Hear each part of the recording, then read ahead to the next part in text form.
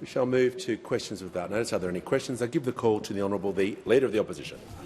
Thank you, Mr Speaker. My question is to the Prime Minister. The Prime Minister has said the Minister for Energy will have, quote, unprecedented influence in global climate negotiations as the President of COP31 negotiations. Why isn't this part-time Minister, full-time President, using this unprecedented influence to lower energy bills for Australians? And, Prime Minister, by what date will the average household power bill be lower than it is today? Call to the Prime Minister. I thank the Leader of the Opposition for the question, and I can imagine question time tactics this morning, because there's about 5 different questions in there. Order. But they have in there 2 consistent points. One is the consistent position that those opposite have of talking Australia down. Always talking Australia down. Order. Including on my left. Including talking down Australia's national interests and the interests of the Pacific. Now, I spoke with Prime Minister Rambuka and Prime Minister Marape and other Pacific leaders last week. They are delighted that Australia and the Pacific will be able to play a role in international climate change engagement. I attended the G20 meeting over recent days. There, a communique issued by every single country supporting the Paris Agreement, supporting a reduction in emissions, recognising that it's not a choice between a strong economy and sustainability, that in order to have a strong economy you need to deal with the challenge and the threat of climate change, which is real. During the last, since we rose here as well, just a couple of weeks ago, of course, we had the treaty and negotiations with Indonesia. And Indonesia is a place pretty important for Australia, one would have thought. Jakarta is looking at building, or Indonesia is looking at building a seawall around Jakarta. This decision of the COP to have Minister Bowen to also have the position of being in charge of negotiations is something that I would have thought was pretty good. I'll tell you a meeting I had with someone over the weekend as well. I had a meeting with the OECD Secretary-General, Matthias Cormann. Matthias Cormann, who we backed to be OECD Secretary-General and who we backed to get a second term again. So both here and overseas, we'll build Australia up. The Coalition talks Australia down. They don't have a plan, they just have a pamphlet. It's a pamphlet which is a continuation of the 23 policies that they had and didn't land one. It will, of course, lead to higher prices because less investment means higher prices. That is why it is friendless in the energy sector, friendless in the business community, and that is perhaps why Don't Know is the front runner to lead those opposite. Order. House comes to order. We'll hear from the member for Bendigo. Thank you, Speaker. My question is to the Prime Minister.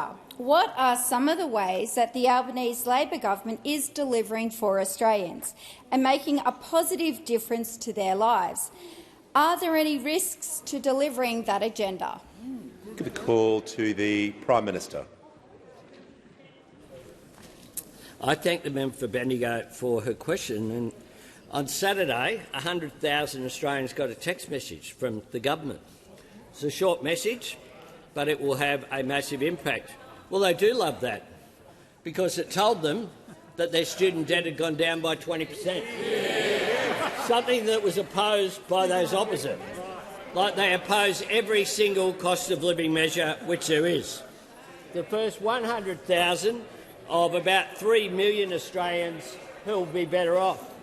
By the end of this week, more than 1 million Australians will have got their text message informing them that this will make a difference to them, making it that bit easier to get the start in life they want, whether it's starting a family, saving for a house. I want our government's policies to help Australians achieve their priorities, just like our 5% deposit scheme for home buyers that is helping young Australians to get into the housing market. Since October 1, nearly 10,000 Australians have bought their home using a 5% deposit, promised by us, delivered by us, to the benefit of Australians. That is our government's focus. The Coalition's focus on themselves, they're focused on tearing each other down and talking Australia down. Nothing's changed. They are divided, divisive and despairing. We're delivering right now in real time. Fisher. That's what we do every day, and it's what drives every single member of our government. Call to the Honourable the Leader of the Opposition. Thank you, Mr Speaker. My question is to the Prime Minister. Australians have a part-time energy minister delivering a part-time energy grid. This part-time energy minister, full-time president, is absent from Parliament today, prioritising global summits ahead of reducing power prices for Australians. Prime Minister, how many days will the part-time minister spend overseas in his new role as full-time president? Order. The Minister for Social Services will cease interjecting. Prime Minister has the call. I thank the member for her question.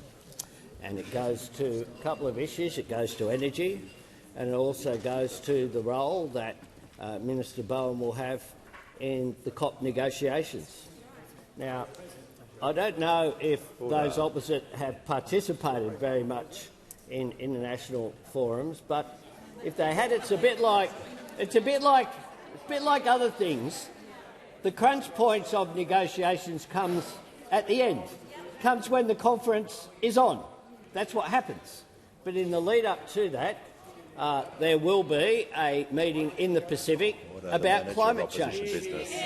You know why? Because it's the priority. The priority. It's the first priority, the second priority and the third priority. Because without action on climate change, countries like Kiribati and Tuvalu will disappear. Underwater. Order. And those opposite thought it was fine to make jokes about water lapping at the doors. That was what they did when they were in government. Members on my left. To Member for improve Forest. relations with our Pacific Island families. That was their response. And every single one of them remembers that. That, Mr Speaker. Member every single one of them. Barker. But it is indeed should be a source of bipartisan pride when Australians succeed.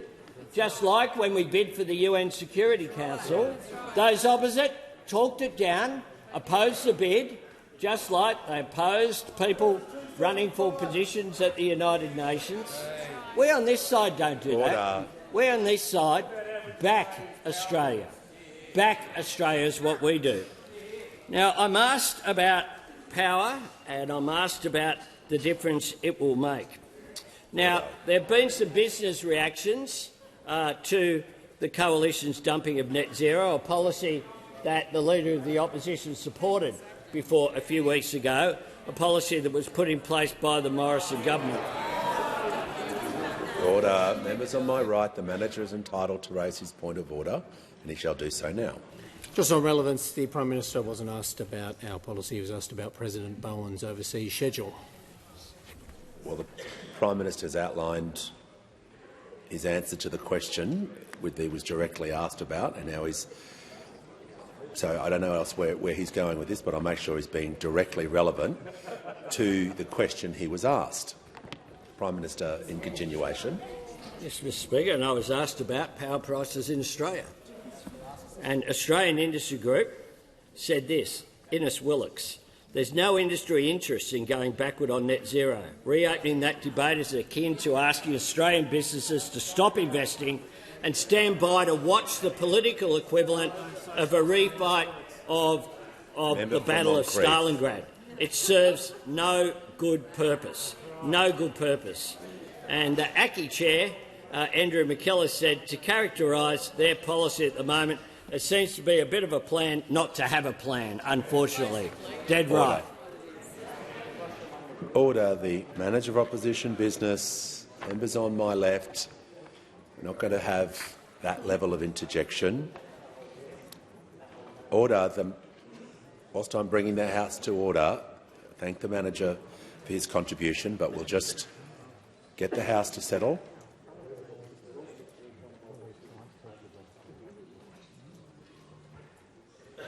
Now we'll hear from the member for Ford.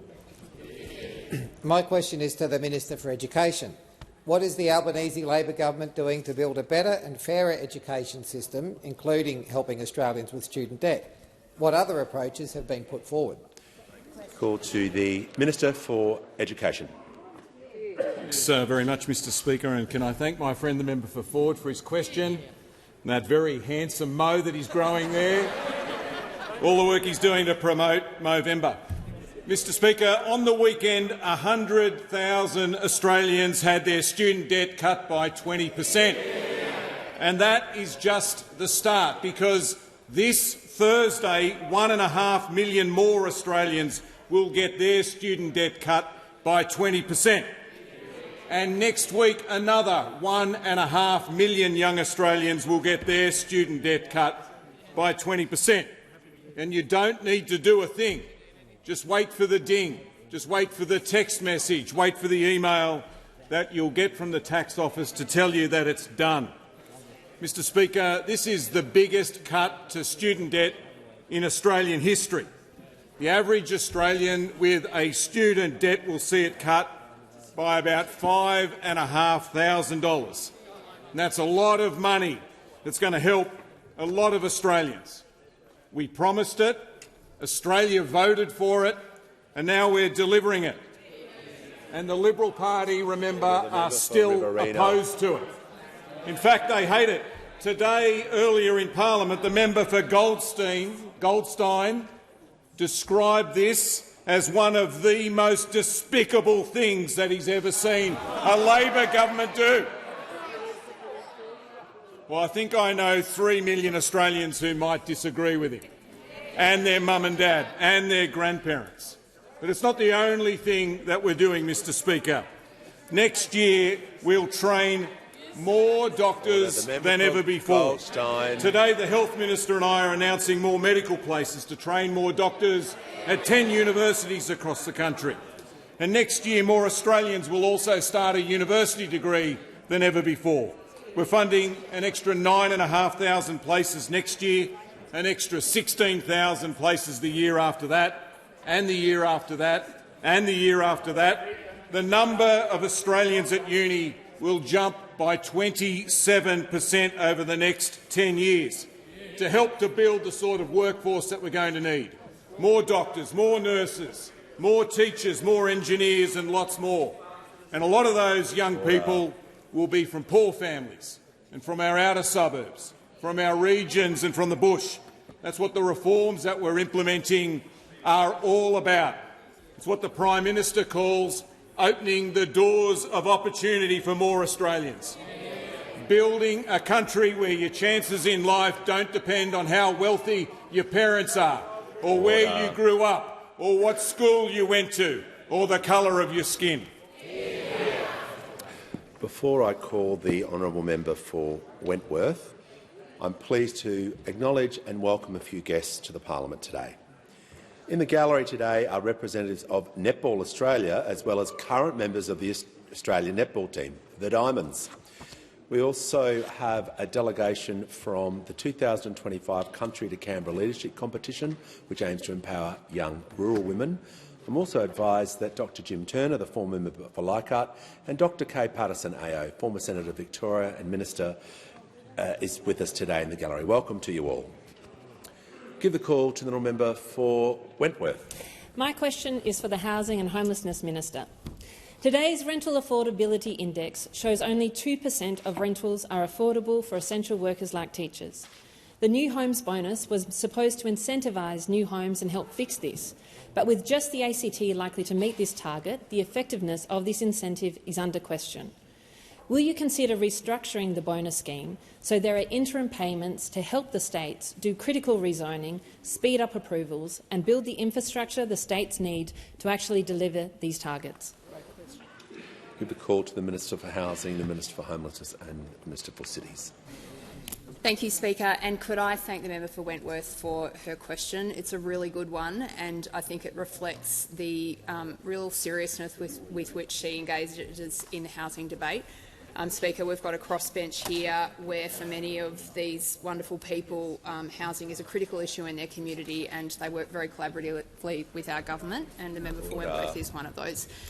Speaker, the member for Wentworth asks about the situation facing Australian renters, and I agree with her. This is a really critical concern of our government. We've got a housing crisis in our country that's been cooking for 40 years, and really the people who are bearing the biggest brunt of this are people who are in rental accommodation.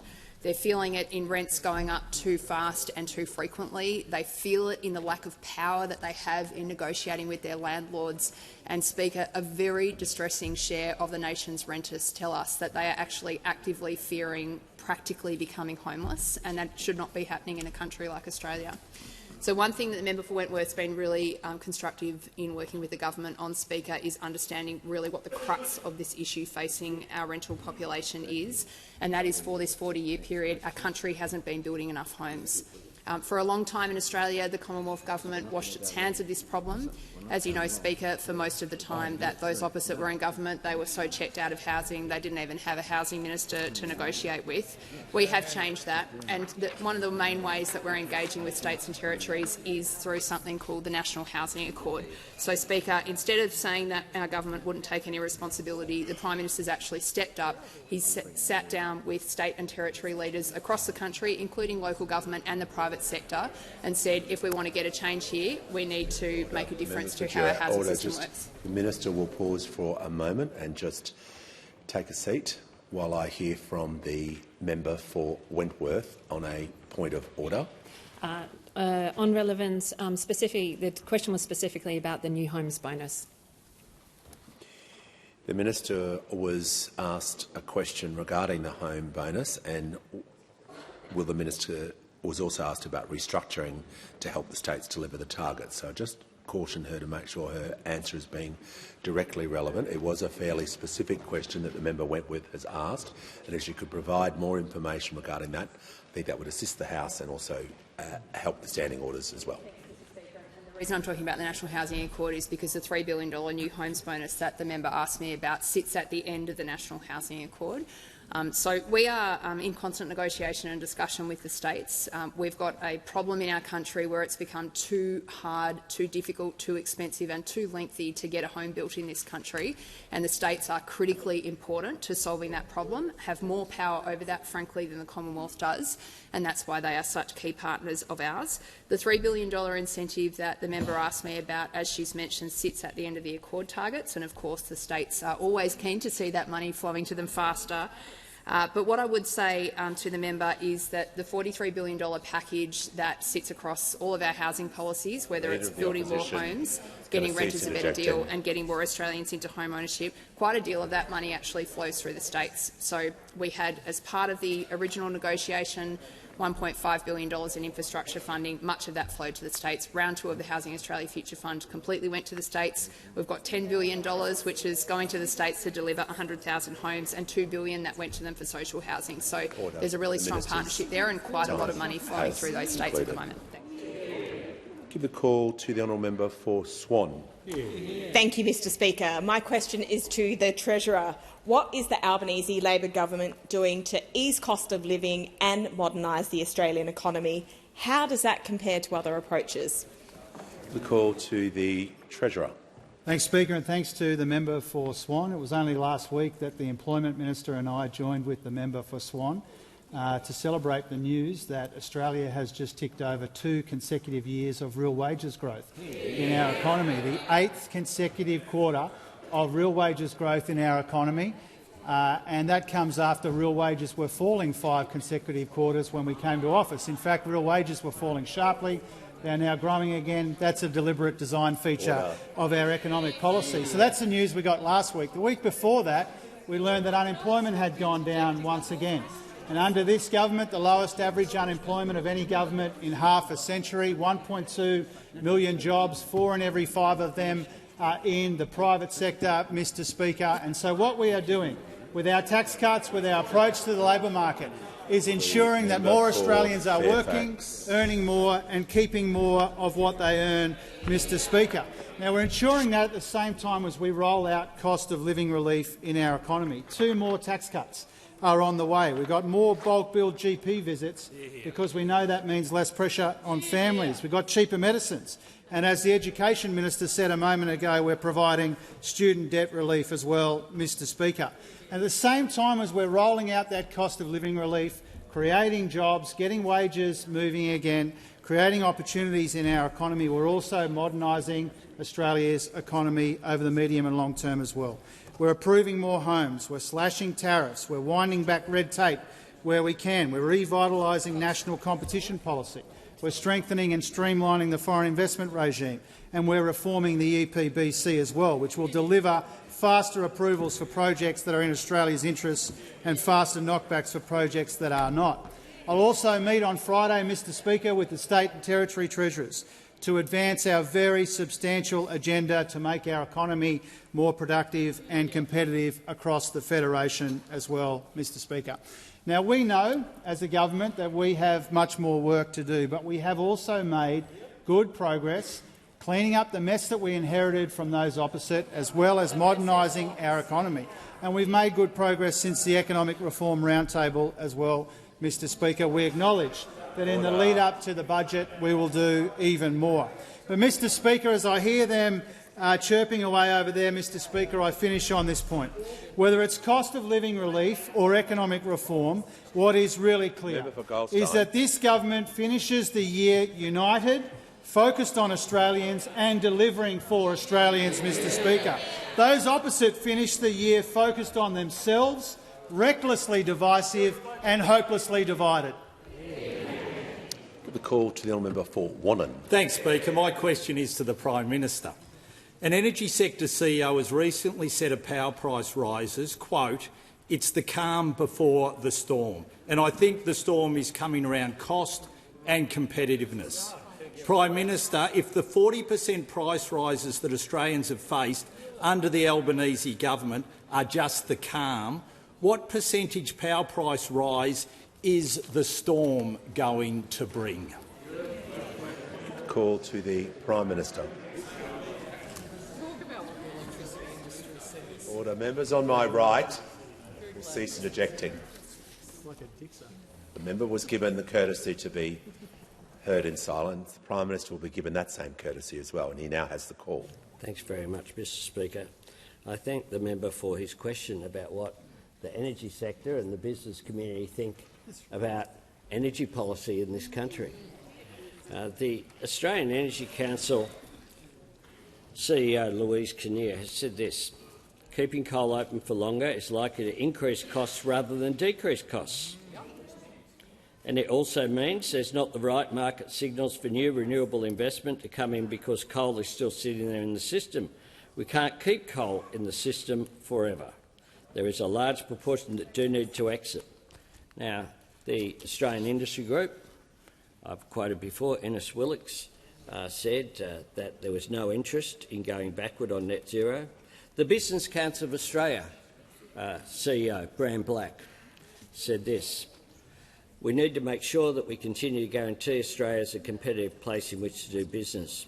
What that means in very practical terms is that we need to have a clear plan and pathway towards what that net zero looks like. So there is, went on to say, so that there is the confidence to invest. Andrew McKellar, CEO of ACCI, business does need certainty. If we're going to get the investment in place for the future, then we need to understand what the policy is.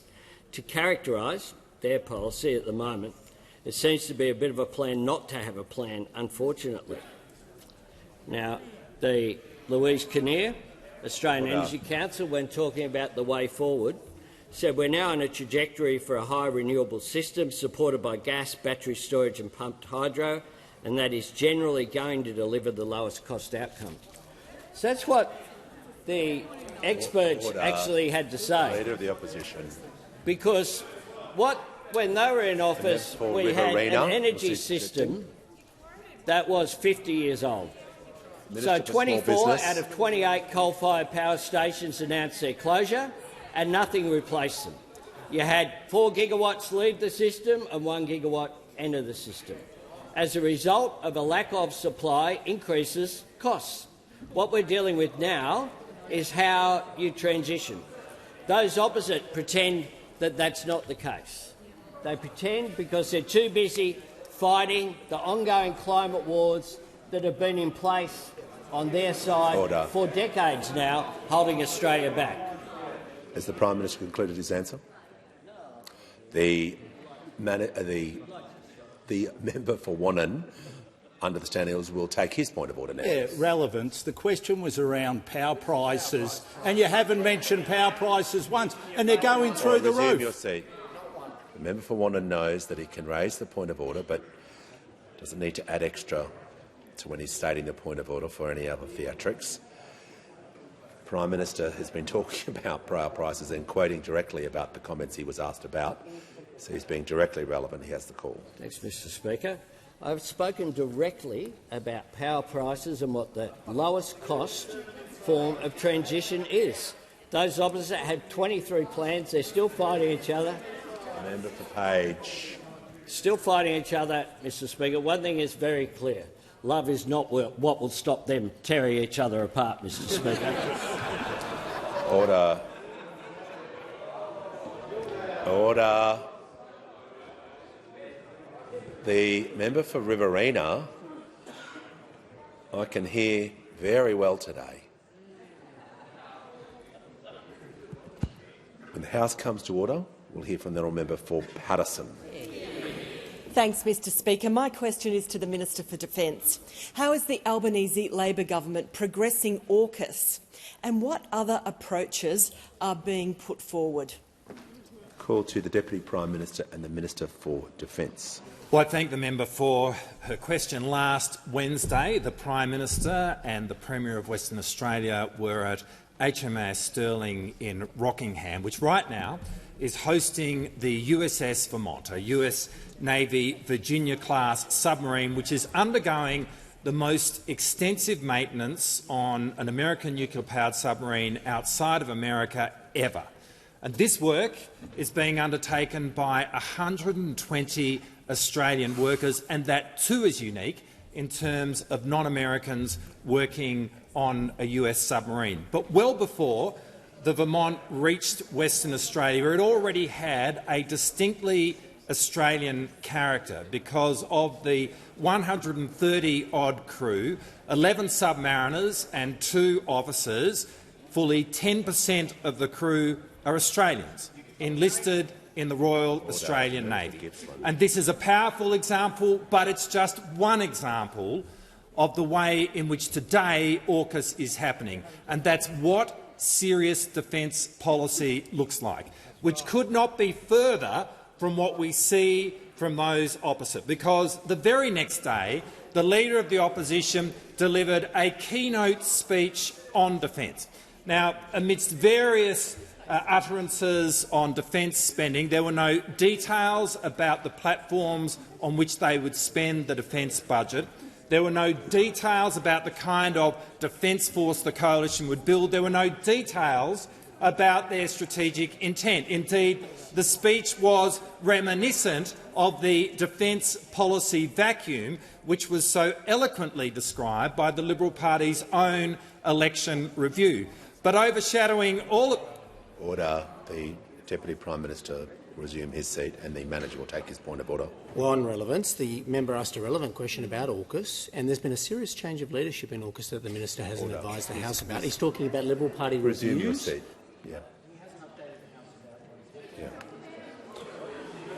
He was asked about what other approaches are being put forward.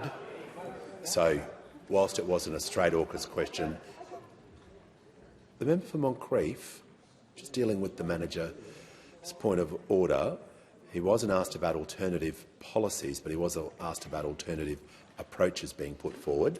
He's got 1 minute remaining. I'll just ask him to be directly relevant to the question he was asked, and the remainder can't be completely about the opposition because he wasn't asked about opposition policy. It was about approaches. The Deputy Prime Minister has the call. Thank you, Speaker. What overshadowed the Leader of the Opposition's defence speech was that within 24 hours we had the Shadow Minister briefing out that he'd absolutely not been consulted on it, which is a demonstration that no matter what they are talking about, what fundamentally characterises the coalition is that they are deeply divided. But then again, why would the Leader of the Opposition consult with this Shadow Minister when in this very week you've got Brutus 1 here and Brutus 2 up there engaging in the most unedifying knife-sharpening competition, the Deputy Prime while Minister those opposite— will just pause. Order. Order. Order.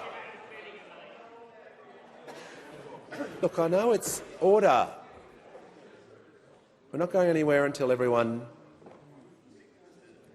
The member for Bruce is warned.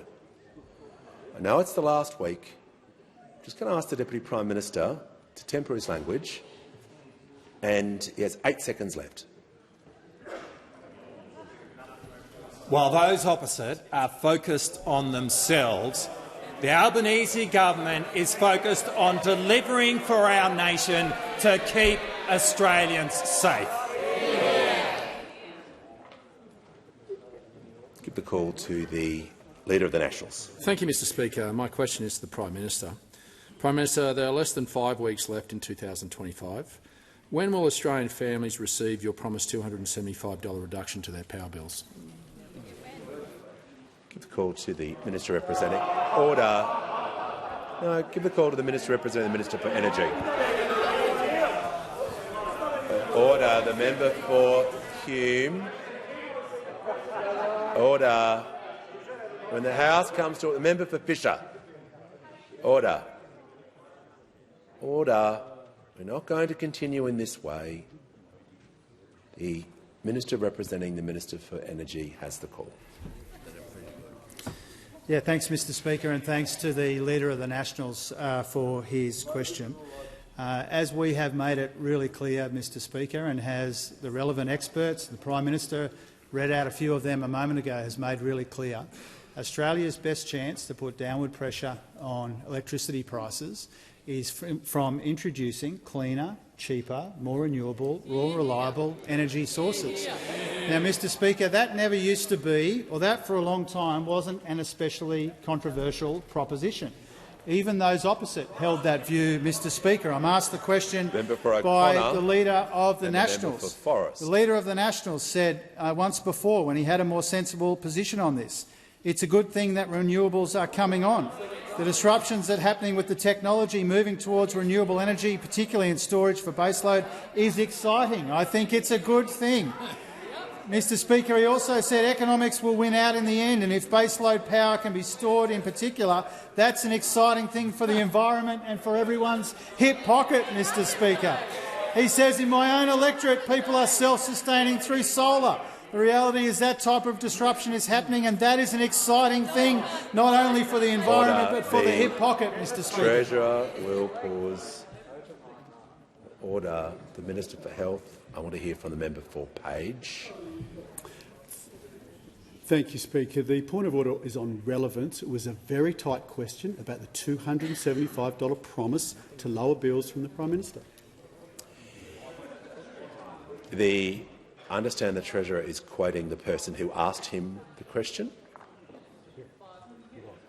So if you're asking a question and the person probably will open themselves up for comments for what they have said as well. I think that's a long-established tradition. If he's going to go into too much other alternative policies, he won't be able to do so. But he's had halfway through, and I'll make sure he's being directly relevant to the question he was asked about from the Leader of the Nationals. But if the Leader of the Nationals asks a question, ergo, you're going to get some blowback or pushback about what you are from the person asking the question. The Treasurer in continuation. Yeah, Mr Speaker, I'm asked about power bills, and I'm answering a question about power bills, reminding the House that the Leader of the Nationals once had a more sensible position on this. Now, the upward pressure on electricity prices in our energy grid, Mr Speaker, doesn't come from the new, cleaner, cheaper, renewable, reliable energy. It comes from the legacy of 22 failed energy policies, which saw 4 gigawatts of energy come out of the grid on their watch. Treasurer will pause. Treasurer will pause. Treasurer will pause. No. Treasurer will pause. This yelling is not going to continue. Interjections are one thing, but the carry-on is way too much. Everyone in the gallery can see that. So just cool it, interject, but just don't yell. We're not having that. Just going to ask to assist the House. Order. To assist the House, the Treasurer can remain directly relevant as well. Thanks very much, Mr Speaker. Now, the reason that there has been upward pressure on electricity prices is because the ageing parts of the grid are becoming less and less reliable as they get closer and closer to exiting the grid. And that's why it is so dangerously irresponsible of those opposite to abandon net zero in a way that will push power prices up, not down, and will create serious investor uncertainty, which will weaken our economy. Now, if they cared about energy prices, Mr Speaker, they wouldn't be abandoning net zero and they wouldn't be turning their back on renewable energy. We've already had one point of order on relevance from the member for Page. So I'll just ask the order. The minister on my right will cease suggesting. I want to hear from the manager, which will have to be on another point of order. We recognise this was the biggest hospital pass from the Prime Minister to the Treasurer that we've seen in a long time. No, absolutely not. Resume your seat. No, resume your seat. Resume your seat. And you are now warned. Simply just, I've been very lenient today, but you simply just can't jump up and say whatever you feel like. I gave you the benefit of the doubt, and you took advantage when I gave you that. So you are now warned. I don't want any more of that behaviour. Everyone will be shown respect when they raise their point of order on relevance, which I've been crystal clear today. But to do that is not fair on everyone else. I think everyone can realise that. I want the Treasurer to be directly relevant to the question, and he has 36 seconds to go. Thank you, Mr Speaker. As the Treasury and others have made very clear, if we want to see downward pressure on electricity prices, the best way to do that is an orderly transition to net zero. And that's why it beggars belief. That's why it beggars belief that those opposite have taken a different tack, Mr Speaker. Their policy would push power prices up, not down. And that is the view of a dozen energy retail CEOs and a number of other experts that we would quote if we had more time, Mr Speaker. Now, as I said a moment ago, it was bad enough that they oppose our cost of living help, bad enough they oppose our tax cuts, worse now that they want to push power price. Before I call order, I'm just going to bring a little bit of order back to the House and some decorum, because I would like to inform the House that present in the gallery who's now joined us is Mr Marko Primorac, the Deputy Prime Minister and Minister of Finance of the Republic of Croatia. I'd like to acknowledge a great friend of the Parliament, the Ambassador of the Republic of Croatia to Australia, Her Excellency Ms Betty Pavlic. Welcome to you both. I'll give the call to the honourable member for Corangamite. Thank you, Speaker. My question is to the Minister for Employment and Workplace Relations. How is the Albanese Labor government delivering for Australian workers, and what could place this at risk? The call to the Minister for Employment and Workplace Relations. Well, thank you, Speaker. I'd like to thank the member for Corangamite for the question, but also her advocacy on behalf of working people right around this country. Now, the Albanese government has delivered the most significant workplace relation reforms since the Fair Work Act was introduced, and they are delivering higher wages for Australian workers. Now, of course, as mentioned by the Treasurer, the latest ABS data released last week shows that under the Albanese Labor government, we've seen the longest run of real wages growth in a decade. Now, one of the policies that's delivering significant pay increases for hard-working Australians is our same job, same pay reforms. The Albanese Labor government introduced this change, which was based on a very simple idea. If you're doing the same work, you deserve to be paid the same. But this wasn't happening, and we had seen workers employed by labour hire receiving significantly less than other staff that they worked alongside. Well, our government has fixed this. It's been just a year since the pay rises started to flow as a result of our same job, same pay changes. On Friday, I met with a group of flight attendants who, before our laws, were wearing the same uniform, doing the exact same job and getting paid $20,000 less than direct employees working alongside them. And our laws have fixed this, delivering fair pay for thousands of workers across a range of industries. Domestic flight attendants like Thomas, who told me that since these pay rises under the same job, same pay laws have kicked in, he and his co-workers now have, and I quote, dignity and equality, and he can now afford to take a holiday. Our government is working hard to deliver for people like Thomas. Now, I am asked about whether what could put at risk these pay increases. Well, I want to be very clear. The biggest risk to working people's wages and jobs are those opposite. Just a few weeks ago, while the Leader of the Opposition was trying to deflect attention and save her job, she reignited the old Liberal Party industrial relations playbook by threatening to roll back the very reforms that are delivering better wages and conditions for working people. The Liberal and National Party haven't changed. They aren't listening and have no ideas and, of course, are just focused on themselves. The only job the Leader of the Opposition cares about is her own job. And while those on the other side fight and bicker and argue, there's only one side of this parliament that's committed to working Australians. That's the Albanese Labor government, and we'll get on with that job. Call to the member for O'Connor. Thank you, Mr Speaker. My question is to the Prime Minister. Prime Minister, I refer to warnings in the recent Australian Energy Council report in which a CEO of an energy company said, and I quote, "Bills will increase for the next decade."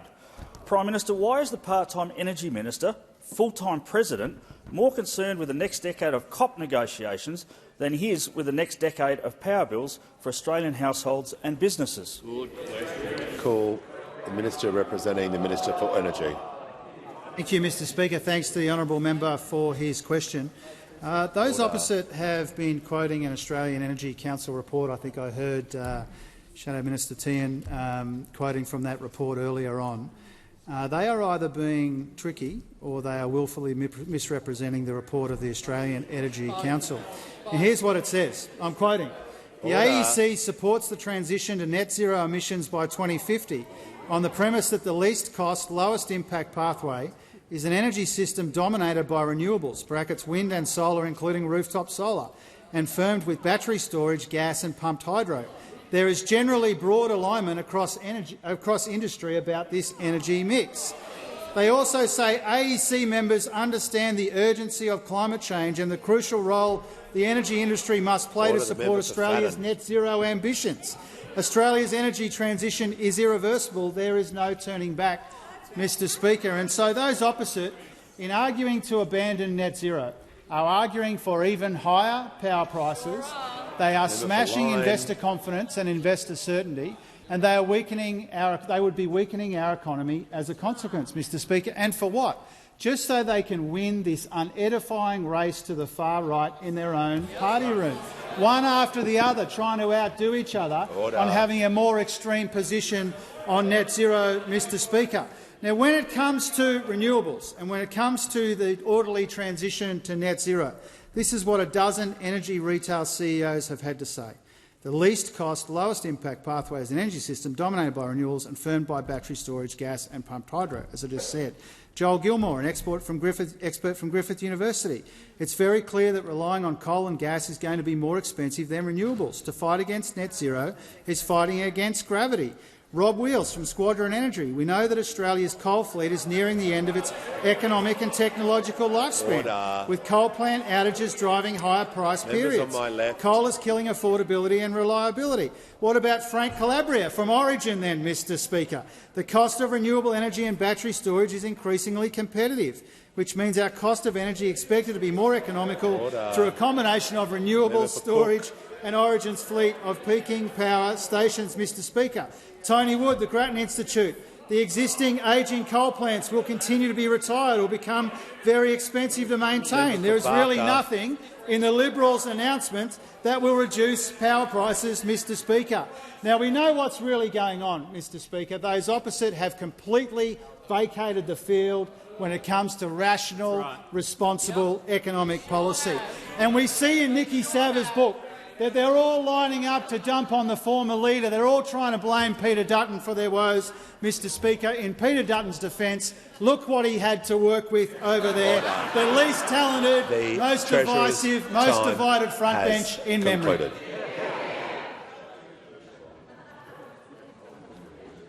The House comes to order. We'll hear from the honourable member for Spence. Thank you, Mr Speaker. My question is to the Minister for Communications.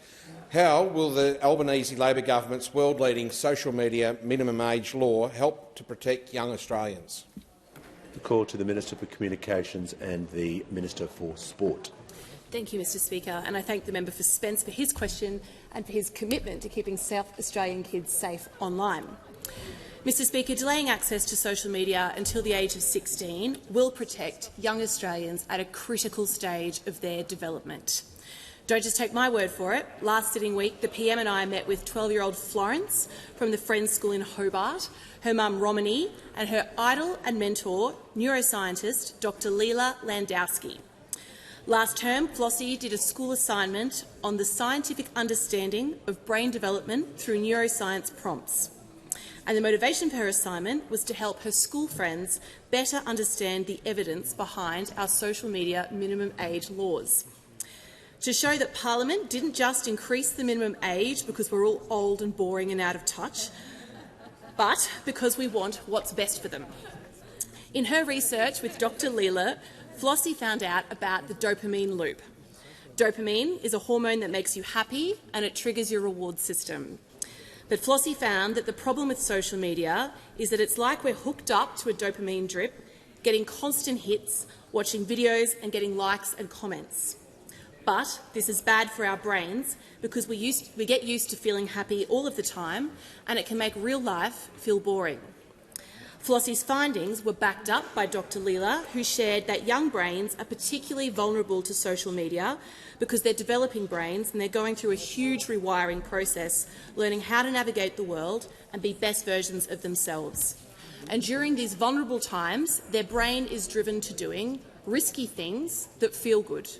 They learn that if I behave this way, people will like me, and if I behave this way, people won't like me. And that's necessary to becoming a fully functioning adult. But because young brains are so attuned to needing social approval, it means they're more likely to be influenced by the content that they are consuming. And that is exactly why, last year, the Albanese government legislated a minimum age to access social media accounts, to give young people like Flossie and her schoolmates 3 more years to build their community and their resilience in the real world, to become the best version of themselves and to find out who they are before platforms assume who they are. And it will give parents like Flossie's mum Romany a bit of peace of mind that their child isn't the odd one out in their class because they don't have social media. Because from 10 December, nobody under 16 should have a social media account. Give the call to the member for Warringah. To the Prime Minister. The government's recent reported retreat from banning online gambling advertising would be a terrible sellout to Peter Murphy's legacy and a failure to protect the millions of Australians whose lives are ruined by relentless gambling advertising preying on vulnerable Australians. If this report is true, gambling harm will continue to increase unchecked. So is it the government's position that relentless gambling advertising online on vulnerable Australians is acceptable? Call to the Prime Minister. No. Order. Give the call to the honourable member for Hughes. Thank you, Mr Speaker. My question is to the Minister for Home Affairs. How is the Albanese Labor government helping to protect communities from people who would seek to undermine social cohesion and spread hatred? Call to the Leader of the House. Thanks very much, Mr Speaker, and I thank the member for Hughes. And it's good to have somebody as the member for Hughes so committed to bringing people together in his own community as well. People may have seen that AFP Commissioner Chrissy Barrett is currently heading off to the Interpol conference, where working with police around the world has indicated, among other issues, that she'll work, and I quote, to ask relevant partners to share more information about hate groups, including Nazi supporters, and to provide advice from their lessons learned over the years. As well as this being a police issue, it's also been an extraordinary issue in the Australian community for scenes that we have seen recently. Earlier this month, there was a disgusting demonstration of neo-Nazism and racism on display outside the New South Wales Parliament in Sydney. Rows of men, evenly spaced apart, all clad in black, with the same blank and hateful expressions, holding an anti-Semitic banner and chanting slogans of the Hitler Youth. One of the participants there was not an Australian citizen. He was a visa holder, he was a guest in this country, and he is no longer welcome here. His visa was cancelled and the Australian Border Force detained him. The man is currently in immigration detention, awaiting removal from our country. There's a really simple principle. If you're on a visa, you're a guest in the country. And just like if you're a guest in somebody's home, if you turn up to wreck the place, you'll be asked to leave. We're setting a standard for Australia. The last thing people want is for the conflicts or hatreds of overseas to be imported here. Modern Australia and multicultural Australia are the same thing. And someone who gets involved in that sort of movement should not pretend that somehow they are being patriotic about our country. They are people who hate modern Australia. The priority of this government, and I'd say this parliament, is to defend the right of every Australian to be safe and to feel safe. The neo-Nazi who is now in immigration detention had a view that there are people who should leave Australia. Well, he can lead by example and leave by example. On indulgence, the manager to associate his remarks to the minister. Yeah, no, thank you, Speaker. It is the minister is to be commended on his swift and urgent action in relation to this, and we stand ready to assist the government, especially to get to the bottom of exactly how a movement like the Nazi movement can officially apply for and have a protest outside Parliament and the New South Wales government, and also to make sure that these extremists are tackled every way possible. Call to the member for Barker. Thank you, Mr Speaker. Mr Speaker, my question is to the Prime Minister. The CEO of one of Australia's energy retailers recently warned, and I quote, "The cost of this transition is really going to affect the people who can afford it the least, so the people that are already struggling to pay their power bills are going to get slammed with more cost." Prime Minister, why is the part-time Energy Minister full-time President globetrotting around the world seeking to broker global climate conference communiques instead of helping struggling Australians at home? Call to the Treasurer representing the Minister for Energy. Mr Speaker, those are not conflicting objectives, because the global shift to net zero is a massive economic opportunity for our country, our economy and for its people. And I think if anybody is scratching around for a reason why those opposite are unfit for office, it's all these questions that suggest that Australia should not have an influential voice in the direction that the world is taking on energy. On this side of the House, we're providing electricity bill relief. We had the gas caps. We've got the batteries subsidies, which are working extremely well. And we're introducing cleaner, cheaper, more renewable, reliable energy into the system. Now, if those opposite really cared about power prices for Australians, they would support our efforts to introduce that cleaner and cheaper energy. But also, Mr Speaker, if they really cared about lower electricity prices for Australians, they wouldn't have come up with this economic insanity, which is to try and run interference on an orderly transition to net zero in our economy, Mr. Speaker. Now, I'm asked about energy CEOs, Mr. Speaker, and I've made it clear, whether it's Frank Calabria from Origin, whether it's a dozen energy retail CEOs who issued the report, Mr. Speaker, whether it's Mark Collette from Energy Australia, whether it's Damien Nix from AGL, sensible, rational, responsible people all have the same view, that if you care about energy prices, it's about cleaning up the mess that we inherited from those opposite when they let 4 gig go out of the system and only put 1 gig back in. And we have been working away very urgently to try and introduce more of that cleaner and cheaper energy, Mr. Speaker. Now, if they cared about energy prices in this country, they wouldn't be going out of their way to create this extreme investor uncertainty, which will weaken our economy, Mr. Speaker. Now, I say this to those opposite. It is a fair effort, Mr. Speaker, to have a less responsible approach to net zero than Scott Morrison did. But that's what they've achieved, Mr. Speaker, and you know why they're doing it. They couldn't give a toss about electricity prices for Australians. All they care about is the internal politics of the coalition party rooms, and that's what we're seeing with this unedifying spectacle, Mr. Speaker. Has the Treasurer completed his answer? Yeah. Give the order, and the member for Cowper was continually interjecting after he was warned. So, I'm feeling, just feeling generous. I know you're looking like you're packing up, but just order. Just reminding everyone it's a definite signal not to interject once you've been warned. Order. We welcome back the member for Holt with her question. Thank you, Mr. Speaker. My question is to the Minister for Social Services.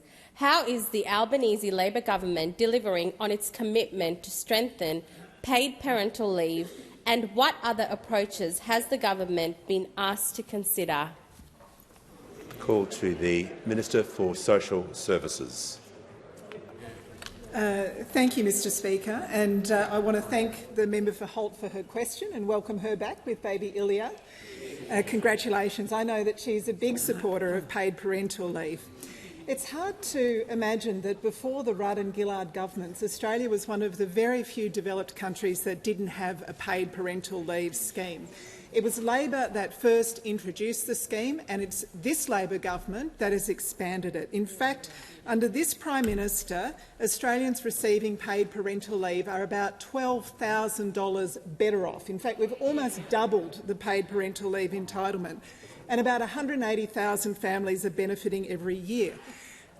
Those families are getting more time, an extra 2 weeks this year, another extra 2 weeks next year. They're getting more money with higher payments and paid parental leave, getting superannuation for the first time. So in retirement, those people will be about $4,500 better off.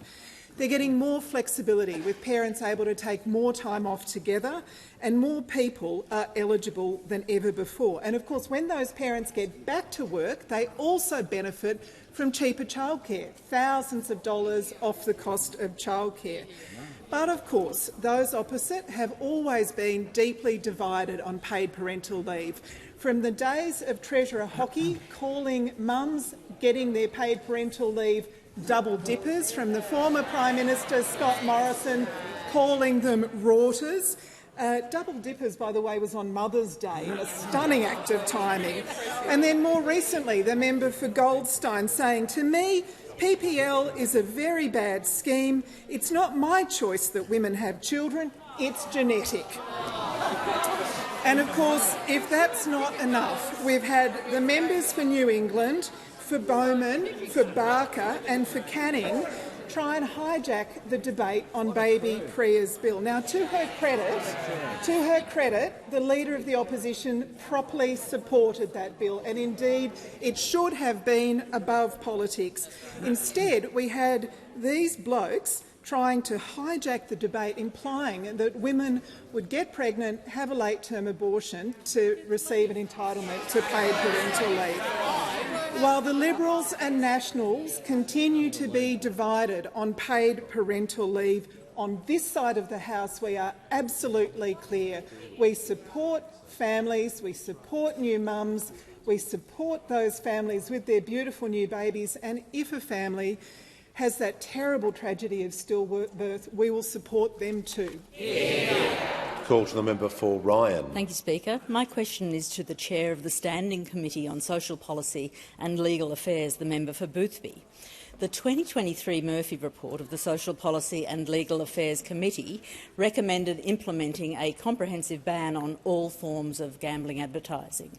Can you confirm for the House that this was the recommendation of the committee, that the government has not responded to the report, and inform the House of any procedural steps taken by the committee to secure a response to the report from the government? I have a problem with that, but look, under the standing orders, those sorts of questions can only be asked on specific details, not the policy content that the chair would be responsible for. So you'll have to rephrase it, otherwise I will rule that question out of order. We simply aren't going down. It's got to be about the process and timings, not about the policy. We'll ask the minister then. I'll rephrase the question and ask the minister, if that's acceptable to the Speaker. My understanding was that under Standing Order 90 that a question like that could be asked of a committee chair. Only on specific details, not policy. Okay. Look, to be fair to the member for Ryan, address the question to a minister and it will be a lot easier for the House to deal with. It has now been almost 2.5 years since the Murphy report recommended banning gambling advertising. In that time, Australians have lost well over $60 billion. Why are you putting the interests of Sportsbet ahead of the interests of ordinary Australians? That was the question to the Minister for Communications. You'll need to indicate, Member Ryan, who the question is to. The Minister for Communications. Thank you very much, Speaker. The Minister for Communications will be able to address the topic of the question she was asked. Thank you very much for the question, Member for Ryan. As you would have heard before, the government has delivered the most significant online wagering harm reduction initiatives of the past decade, including launching BetStop and banning the use of credit cards for online wagering. BetStop is the most significant gambling reform of the past decade, and it was this government, the Albanese government, that delivered these reforms, and we're really proud of the positive impact that it's having. And I'd be pleased to update the House of Representatives that the BetStop has now officially reached 51,079 registrations, 38% of whom have chosen a lifetime ban. Mr Speaker, that is over 50,000 people who have been able to block access to all phone and all online gambling providers. Mr Speaker, I've had meetings with harm reduction advocates, with broadcasters and with sporting codes as we seek to further minimise the harms of gambling, and I have not met with any gambling companies.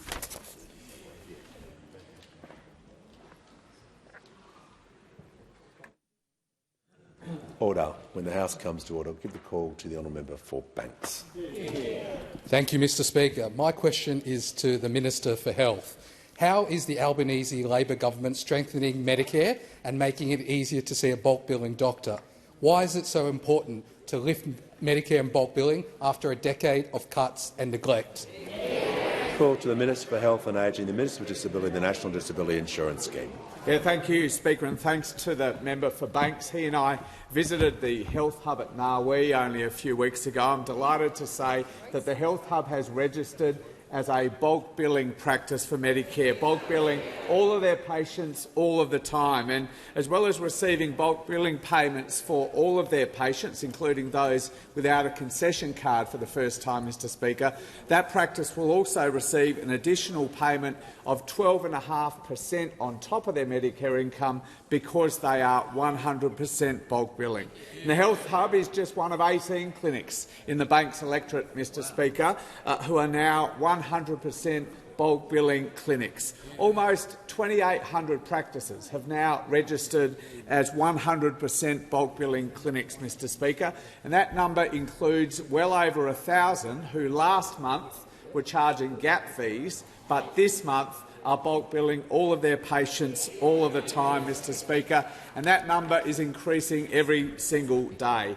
And for Labor, for the member for Banks and for everyone on this side of the House, that matters, Mr Speaker, because for Labor, bulk billing is the beating heart of Medicare. That is why back in 2023 we tripled the bulk billing incentive paid for bulk billing concession card holders, pensioners and kids, turning that bulk billing rate around, which now sits at comfortably over 90%, Mr Speaker. It's why we delivered the 3 biggest general increases to the Medicare rebate since Paul Keating was Prime Minister, Mr Speaker, easing the squeeze after the Liberal Party's Medicare freeze.